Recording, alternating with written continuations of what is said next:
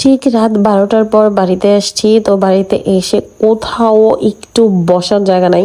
পুরো জামা কাপড় যা যা আছে ওয়ারড্রোবের পুরো ড্রয়ার সবকিছু বের করা, কারণ আগের দিনে আমরা বাড়িতে ছিলাম না, আব্বু আম্মু ছিল। তো এই দিন হচ্ছে আমাদের বাসা মোটামুটি সার্চ করা হয়েছে। তো সবাইকে আজকে একটা সতর্কতামূলক আর কি কথা বলবো, যেটা হচ্ছে আপনাদের কাছের মানুষ হোক, পরিচিত মানুষ হোক, আপনারা যখন বাইরের মানুষ ঘরেতে আনবেন অবশ্যই হচ্ছে দেখভাল করবেন, তারা যেন কোনো জিনিসপত্র আর কি রেখে না যাইতে পারে।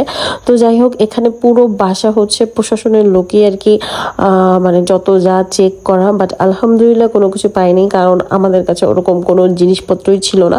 বাট আমি দেখাচ্ছি যে তারা মানে জিনিসপত্র চেক করে আবার ওইভাবে আর কি গুজে রাখা আর কি যাকে বলে। তো আমার মা বলছে যে ঠিক আছে, এইভাবে রাখা লাগবে না, আপনারা আপনাদের মতো চেক করে যান। পুরো ডয়ের চেক করে আর কি দেখছে। বাট তার পরের দিনই হচ্ছে আমরা ঢাকা থেকে বাড়িতে আসি। তো এখানে পুরো ড্রেসিং টেবিল, ওই ড্রেসিং টেবিলের চাবিটা ছিল না, ওইখানে হচ্ছে মাটির গ্লাস ছিল শৌখিন, ওটাও আর কি ভেঙে রেখে গেছে আর কি। এখানে পুরো লেদার টিদার যা ছিল আর কি A to Z, মানে 20 জনের মতো আর কি ঘর বাড়ি আর কি চেক করা হয়েছে। ও যে শখের হচ্ছে মগটা আর কি ভেঙে ফেলছে। তো যাই হোক, এখানে আর কোনো কিছু বলার নাই, বাট সতর্কতামূলক, যেহেতু হচ্ছে বাইরের মানুষ যখন আপনাদের ঘরে ঢুকবে অবশ্যই খুব ভালোভাবে আর কি নজরদারিতে নেবেন, যেন কেউ বাইরে থেকে এসে ঘরে এসে কিছু রেখে না যেতে পারে। আর এখানে হচ্ছে ইফতারি টাইমে কোনো রকম আর কি ওই দিনকে খাওয়া হয়েছিল, ওইগুলো ওইভাবেই আর কি পড়ে আছে, পুরো কিচেন টিচেন তছনছ করে ফেলছে।